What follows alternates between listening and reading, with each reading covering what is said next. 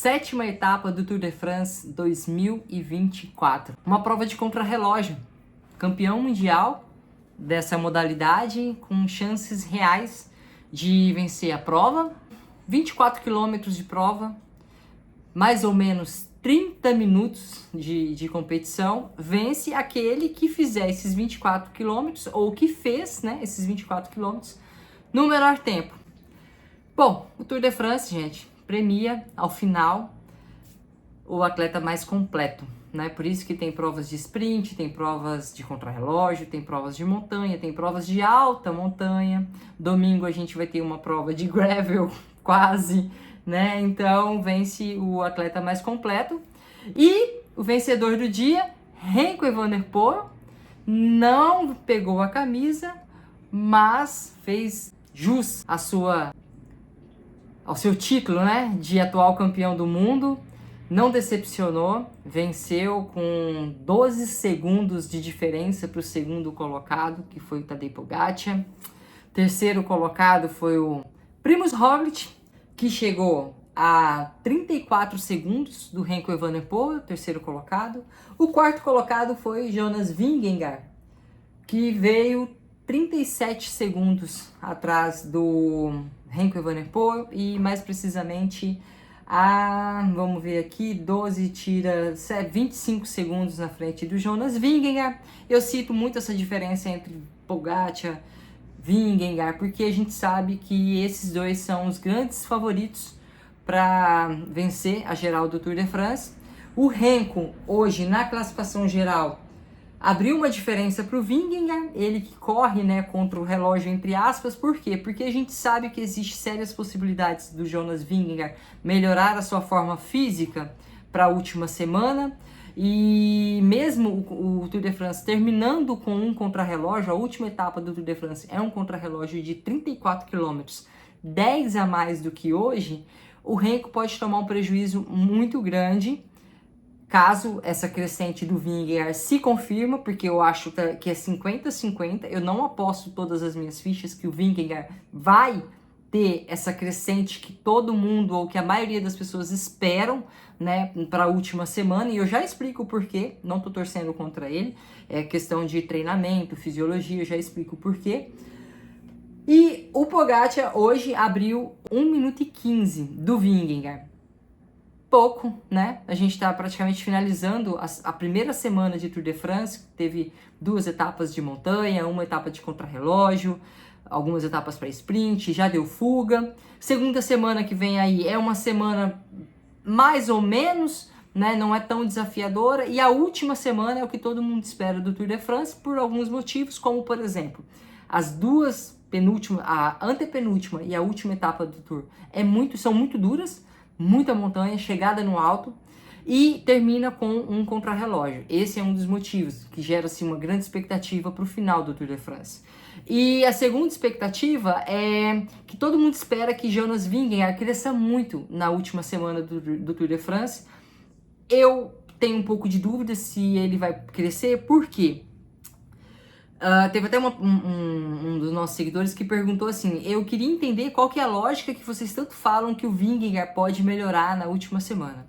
Pessoal, é o seguinte, a carga de treino, vamos entender que esses caras tá colocando carga, né, de treino, de competição no seu corpo. Ela pode ser absorvida de forma positiva, pode ser absorvida de forma negativa. E aí tem um fato, você não inicia um Tour de France a 100%, você não pode. Por quê? Porque são 3 semanas full. Então, se o ciclista que começa o Tour de France muito forte, tem uma grande possibilidade dele quebrar na última semana. O pico de performance dele passa, e aí ele quebra, e toma-se muito tempo. E eu não tô falando isso no achismo, não. Tô falando isso embasado com fatos, né? Com que a gente já viu muitas vezes. Por exemplo, o Primož Roglič, que hoje está em 4º lugar, já tomou uma invertida grande na penúltima etapa de um Pogačar. Eu já vi o Simon Yates tomar uma invertida grandiosa também depois de liderar o Giro de Itália por 2 semanas. Tom Dumoulin também já tomou uma invertida do Froome, liderando o Giro na antepenúltima etapa, acho que era a penúltima etapa de montanha. O Froome deu uma invertida no Tom Dumoulin, provavelmente por quê?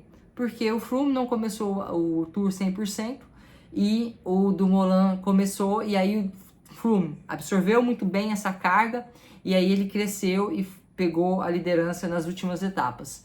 O Vingegaard, todo mundo sabe que ele vem de uma fratura muito séria, né, de escoriações muito sérias, que ele ficou uma semana internado, isso há 3 meses atrás. Uma semana internado, praticamente 3 semanas sem sequer pedalar, e a possibilidade dele estar abaixo da melhor forma física dele é real mesmo. Isso com certeza está acontecendo. Só que pode ser que essa carga que ele está colocando agora, se for muito alta intensidade, pode ser que o corpo dele não absorva isso de forma tão positiva. E aí, ao invés de ele crescer na última semana, ele sente a última semana, isso gera um cansaço, uma fadiga extrema nele na última semana, e aí o corpo dele não renda tanto quanto rendeu no ano passado e no ano retrasado. Então a gente tem duas possibilidades, tá? Uma coisa que eu acho que tá ficando um pouquinho chata no Tour de France, tá querendo começar a ficar chata, é duas coisas. Primeiro a insistência das pessoas em colocar esse tempo de 1 minuto e 15 do Pogacar em cima do Vingegaard, a condicionar esse ganho apenas ao fato do Vingegaard não estar na melhor forma física dele. Gente, hoje o Pogacar tomou em 24 quilômetros 12 segundos do campeão mundial de contrarrelógio, numa prova que o seu equipamento é de se respeitar. Não tem como você tirar o mérito de Tadej Pogacar ao construir essa vantagem na primeira semana de 1 minuto e 15. Vingegaard não está na melhor forma física? Provavelmente não, mas ele pode ser que sim. Vocês já pararam para pensar que o Vingegaard é um outro alienígena, né? Eu coloco ele ali na classe de Vingegaard, Pogacar, Mathieu Van Der Poel, Cavendish. Esses caras, eles são absolutamente fora de curva. Na verdade, todos que estão ali são fora da curva. Mas esses, nas suas especificidades, são absolutamente fora. Pode ser que ele esteja, pode ser que ele tenha tido tempo, que ele colocou ali a carga, o corpo foi para altitude, o corpo recebeu bem, e ele esteja bem, crescendo, e o Pogacar colocando esse tempo em cima de um cara que tá bem. Mas as pessoas insistem em só condicionar, não, colocou porque o Vingegaard não tá bem. Outra coisa que tá começando a ficar chata é o Vingegaard, sempre com um discurso assim, eu esperava mais. Cara, eu acho que ficaria mais legal se ele falasse assim, não, tá legal, meu corpo tá respondendo como eu tô esperando, sabe? Porque você acaba também valorizando um pouquinho o seu adversário, e isso eu acho que em alguns momentos soa legal. Por exemplo, no ano passado o Pogacar, ele sofreu uma fratura no punho, ficou acho que 3 semanas treinando indoor, porque ele precisou fazer uma cirurgia, poucas semanas, acho que 1 mês e meio, alguma coisa assim antes do Tour. Quando ele foi questionado, ele chegou no Tour e ele foi questionado se esse tempo pós-cirurgia, recuperação, atrapalhou a preparação dele para o Tour, ele falou que não atrapalhou em nada. Ou seja, ele estava ali, só que a gente sabe que atrapalha. Lógico que atrapalha. Você não vai fazer 6 horas indoor como você faz outdoor. Você tá entendendo? O treinamento é totalmente diferente, mas ele simplesmente falou que não, que aquelas semanas não fizeram diferença na preparação dele. Agora o Vingegaard fica com esse discurso, eu acho que ele poderia mudar um pouquinho, que ficaria até mais legal para ele. Pode ser que ele dê a invertida, é o que todo mundo espera na última semana, mas pode ser que isso não aconteça também. Aí ele vai continuar falando o quê? Complicado, é só a minha opinião. Você tá livre para colocar a sua opinião também com respeito aqui nos comentários que eu vou estar lendo, tá bom? Bom, esse vídeo já ficou grande demais. Eu ia até falar pra vocês qual que é a capacidade física predominante, porque eu sempre quero entregar algo diferente aqui pra vocês no nosso canal. Capacidade física predominante pro contrarrelógio, de 30 minutos mais ou menos, o Renko foi o único que fez abaixo de 29 minutos. Com certeza, eles andaram muito tempo no seu FTP muito alto, e a parte final ali, os últimos 8 minutos, intensidade de VO2 máximo, para arrematar e fazer esse percurso no menor tempo possível. Essas são as duas capacidades físicas predominantes para um contrarrelógio vamos falar de tempo, não vamos falar de distância. Um contrarrelógio ali de aproximadamente 30 minutos, você faz ele basicamente na sua zona 4, e aí você arremata a parte final, provavelmente o último quarto desse contrarrelógio é feito ali dentro da intensidade de VO2 máximo, zona 5 para cima, tá bom?